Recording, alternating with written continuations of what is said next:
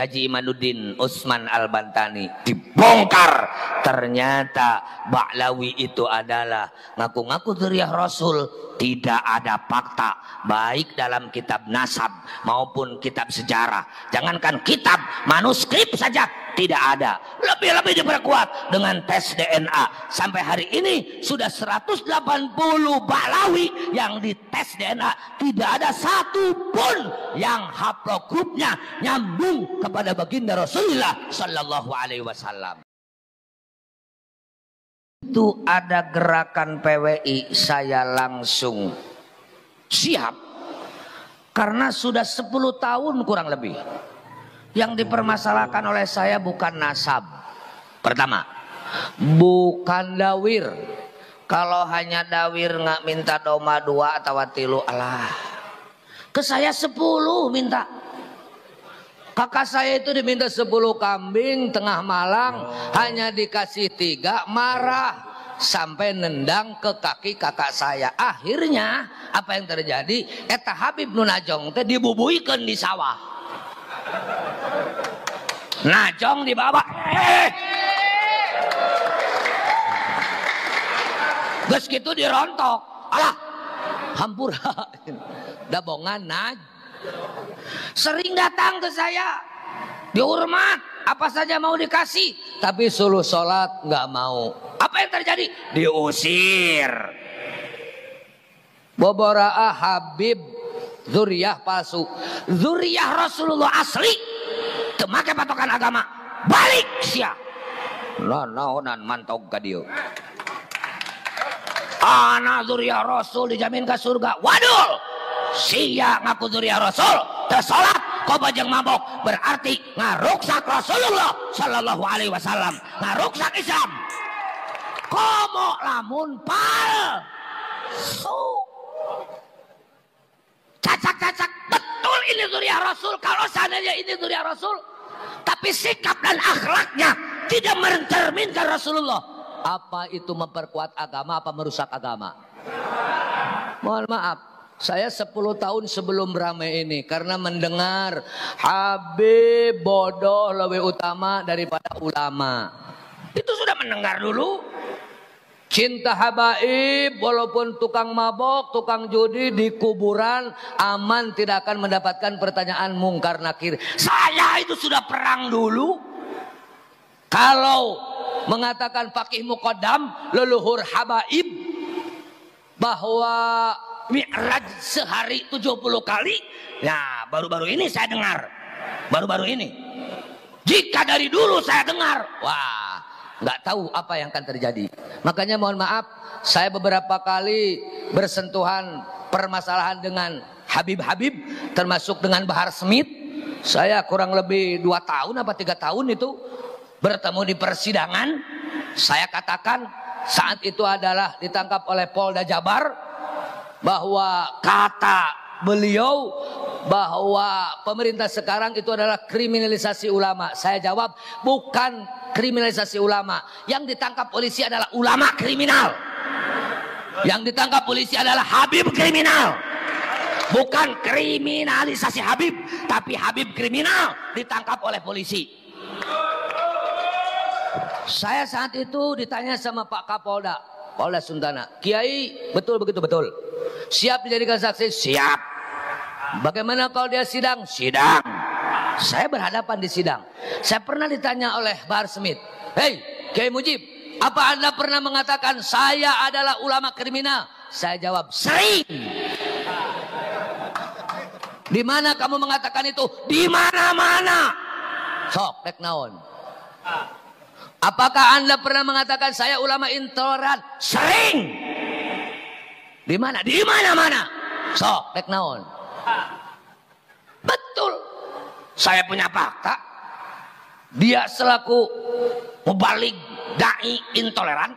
Saya punya fakta sebagai dai mubalig yang kriminal. Mau apa lagi? Apa yang saya sampaikan, saya bertanggung jawab di depan hukum. Itu karena kita sudah banyak mendengar sikap ajaran-ajaran yang jelas bertentangan dengan ajaran agama kita, terutama yang dibawa oleh baginda Rasulullah sallallahu alaihi wasallam.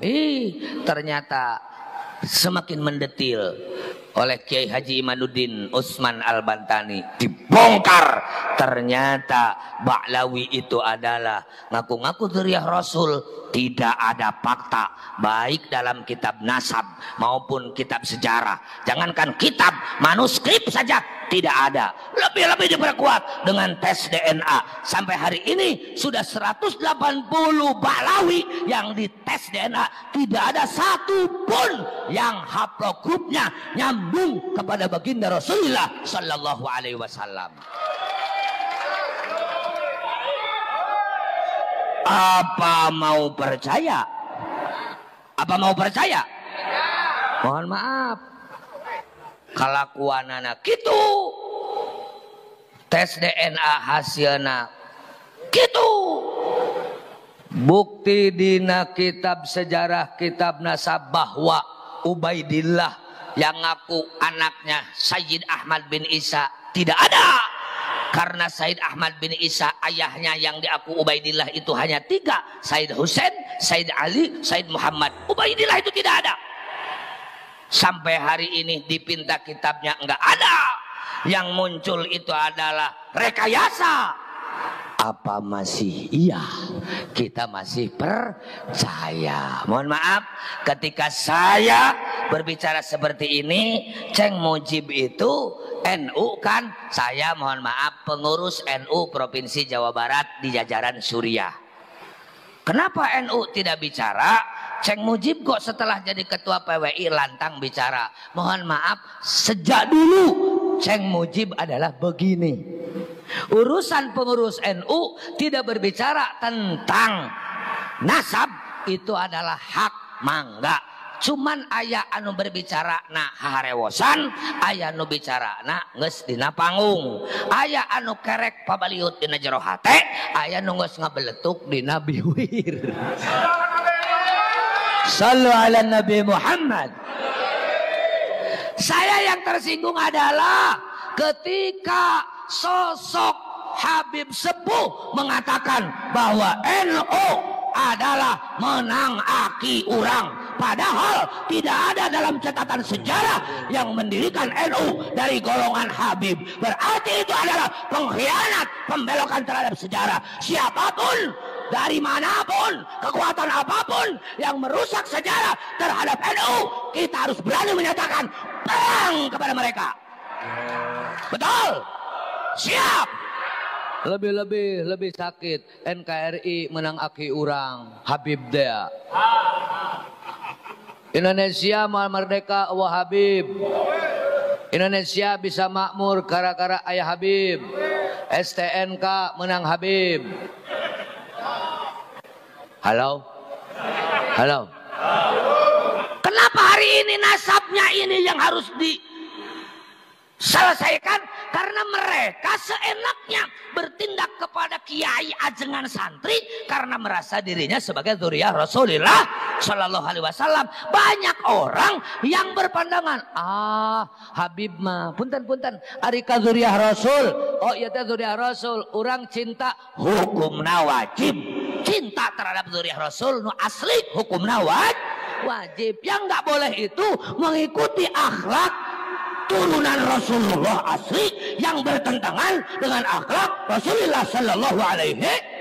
Turunan Rasul mabok, ikuti apa jangan? Turunan Rasul gak sholat, ikuti apa jangan? Turunan Rasul dawir, ikuti apa jangan?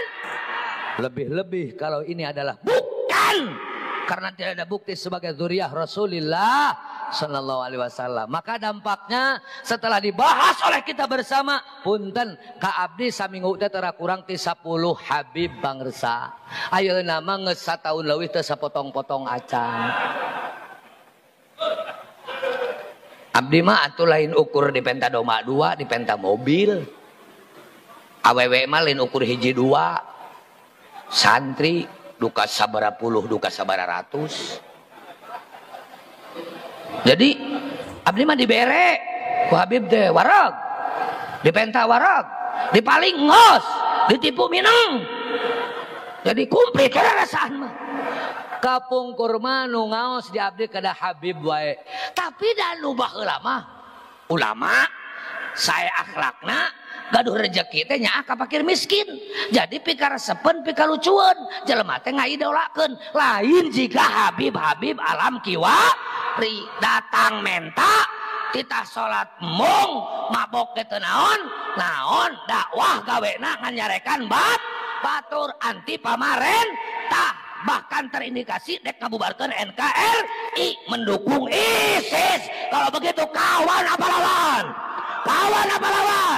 Jangankan seorang Habib, jangankan beberapa Habib, hei polisi, hei TNI, kau abdi negara, jika kau sudah anti Pancasila, sudah anti NKRI, NU dan PWI menyatakan perang kepada polisi dan TNI, aparat negara yang anti terhadap Pancasila.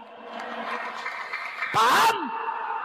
Berarti lamun kitu urang Pancasila jeung NKRI teh gara-gara pemerintah, gara-gara TNI, gara-gara polisi, atau gara-gara ilmu? Sebab hari ini mohon maaf Pak, sudah ribuan polisi yang terpapar Islam radikal, sudah ribuan TNI yang terpapar radikal. Apa itu kawan? Apa lawan?